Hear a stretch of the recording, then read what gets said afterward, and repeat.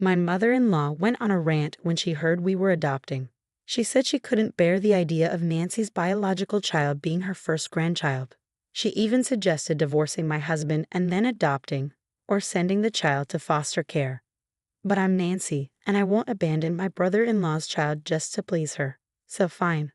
I'll do what she wants. I'm 45 years old and recently moved to the countryside, where I used to live as a child. With remote work being so common now, I can live wherever I want. My allergies were awful in the city, but they've calmed down here with the cleaner air. Country life might not be for everyone, but it suits me just fine. Sure, the nearest supermarket is far and the houses are spread out, but I love the open space. I used to think city life was a pain when I was in my late 20s.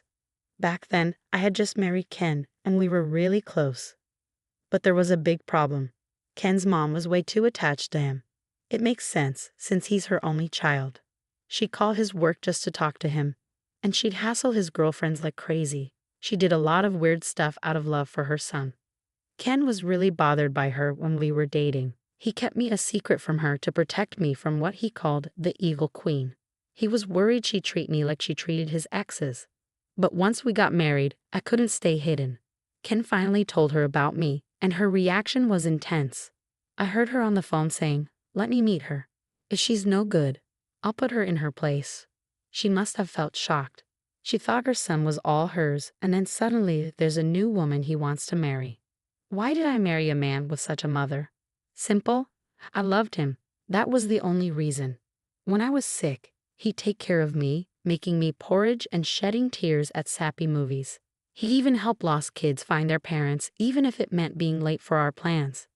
He might not always seem competent, but deep down, he's really kind. That's what I adore about him, and why I wanted to be with him. So, no matter how difficult his mother might be, I was ready to face her. Loving couples overcome obstacles, and in the end, they live happily ever after. That's the classic tale. But don't worry. When I met her for the wedding, she immediately threw a vase at me, shouting, "You thief cat." Can you believe people actually say thief cat? I was prepared, but her attack caught me off guard. A woman who never acknowledged me during our dating days didn't seem fit to judge. My son deserves someone better.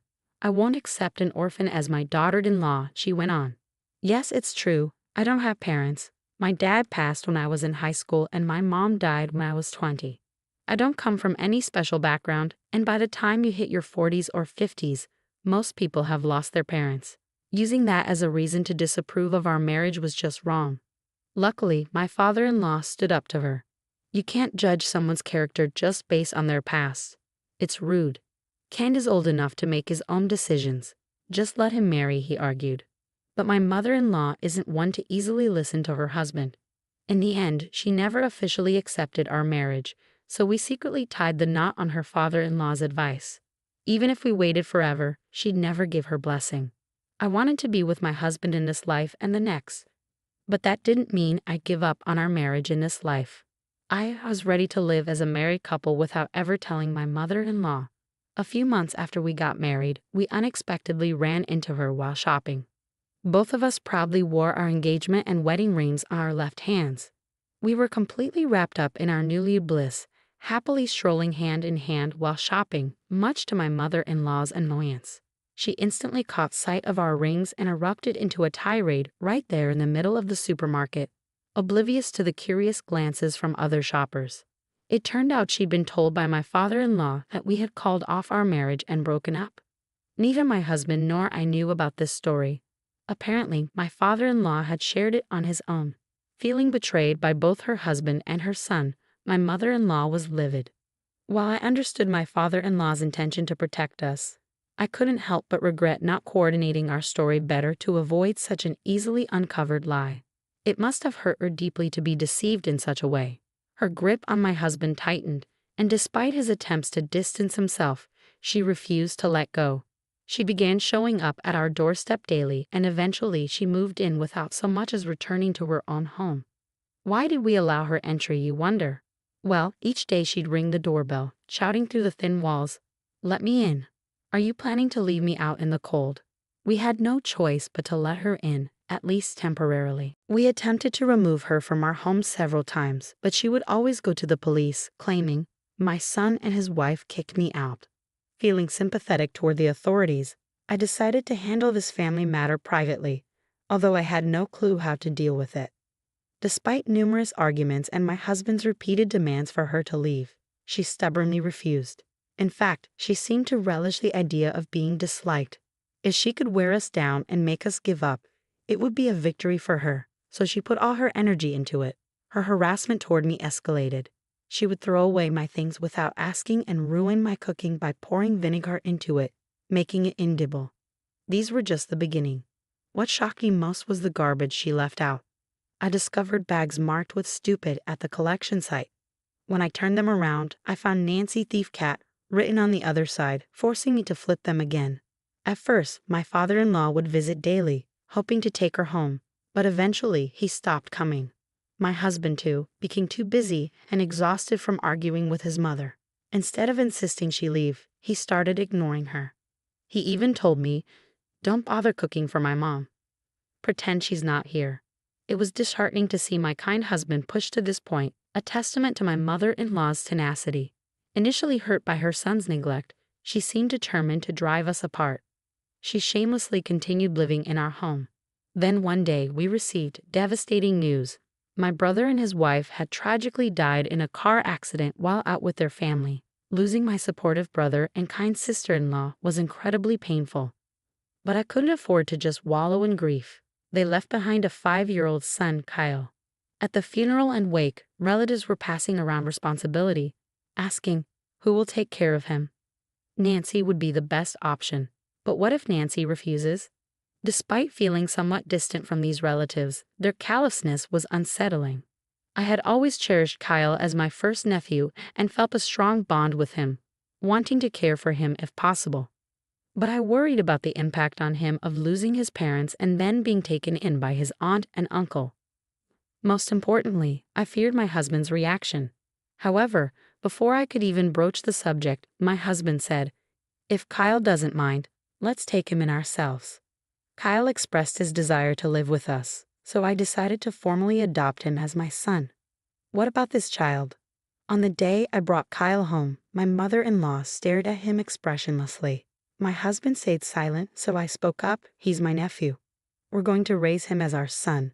With the knowledge of my brother and his wife's passing, my mother-in-law seemed to grasp the situation from just that one sentence. "You're bringing in that child?" she questioned. "Yes, we're moving forward with the adoption process." Adoption, can you believe it? That child is Nancy's blood relative. I can't bear the thought of such a child becoming my first grandchild. Get a divorce and then adopt him, or better yet, send him to a foster home.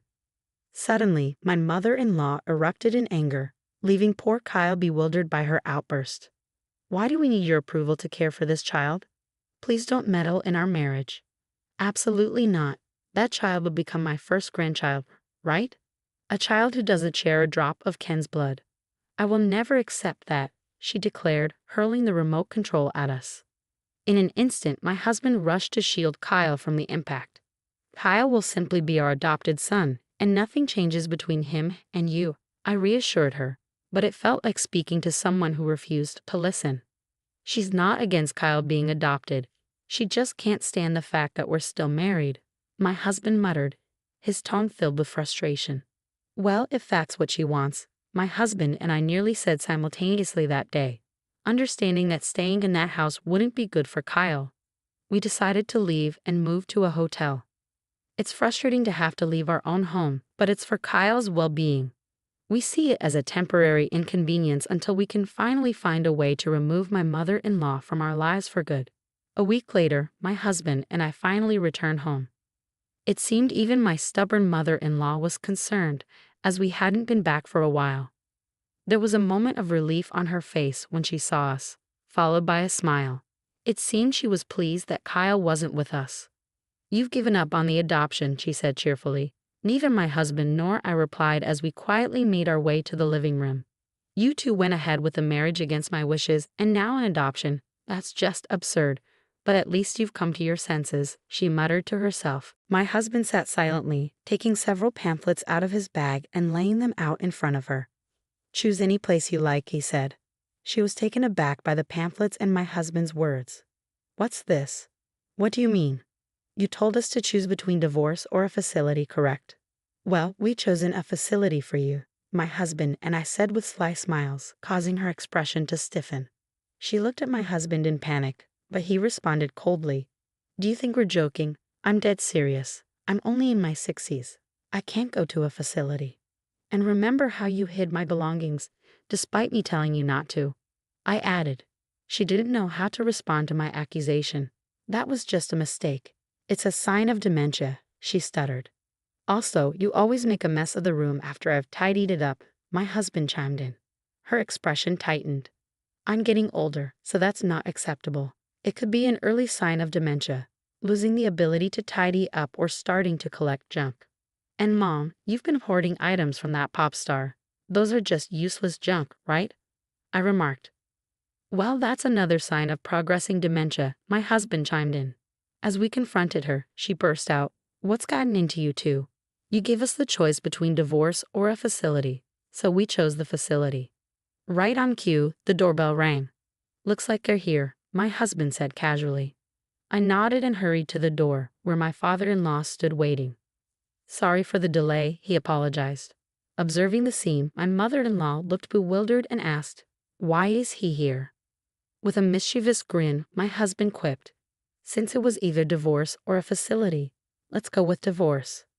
Caught off guard by my father-in-law's sudden mention of divorce, she was left speechless. Nobody specified whose divorce or whose stay in the facility. We decided it's your divorce and your move to the facility. Why do I always end up being the scapegoat? She muttered as my father-in-law began to argue, insisting that she wasn't at fault.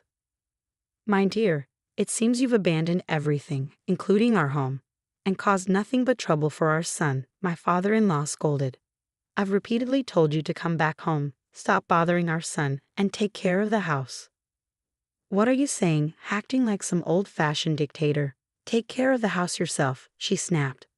Of course I am, but you've taken on too much, like all that community work, right?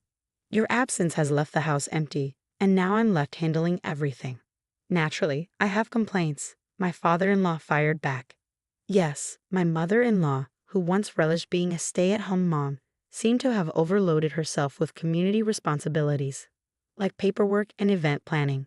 Since she started neglecting her duties at home, I chimed in. Not wanting to burden the community association, my father-in-law has been struggling to juggle both his job and the tasks she left unfinished. He stopped fetching her because he got too wrapped up in community affairs, my husband explained. I'm exhausted by all this. It's becoming overwhelming. You need to choose between divorce or going to a facility, I asserted. This can't be right. I'm not the one at fault here. I won't go to a facility, and I don't want a divorce. It feels like everything might fall apart just by being around you, she protested. Seeing my father-in-law's exhaustion, my mother-in-law seemed to realize that it was all coming to an end and simply hung her head. You've been plotting to divorce us, but you should cherish your husband. He's a human being too, and he might just divorce you. Oh wait, he is divorcing you. I chuckled. This must have irritated her, but she remained silent. Perhaps she no longer had the energy to argue.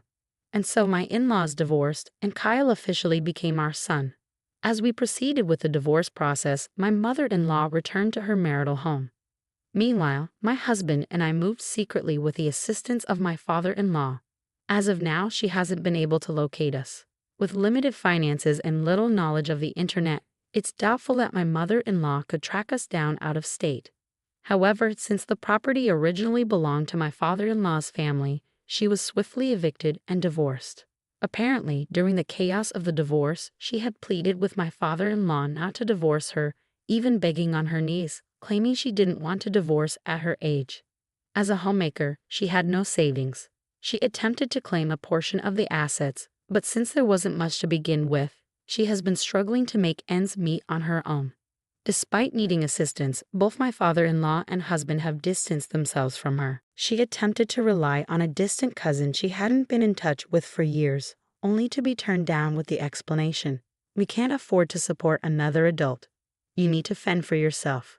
She should seek employment instead of relying on others, but she has yet to do so. However, I'll keep that observation to myself. In the meantime, my husband and I have welcomed a daughter, Camila, into our family, and Kyle is thriving in his new home with us. Camila grew up believing Kyle was her biological brother until she reached junior high school. Although we've since revealed the truth to her, their bond remains unshaken. Kyle plays various roles in Camila's life. Sometimes a brother, sometimes a parental figure, always watching out for her. When a neighborhood boy bullied Camila in elementary school, it was Kyle who rushed to her aid first, not us. If Camila ever decides to marry, I'm sure Kyle will be even more discerning of her potential suitors than my husband.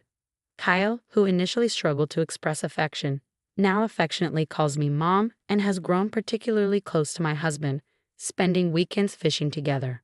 Honestly, I can't help but feel a twinge of envy at their bond.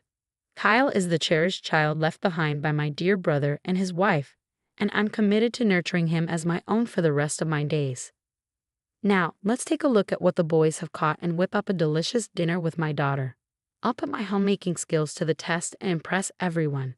Just kidding.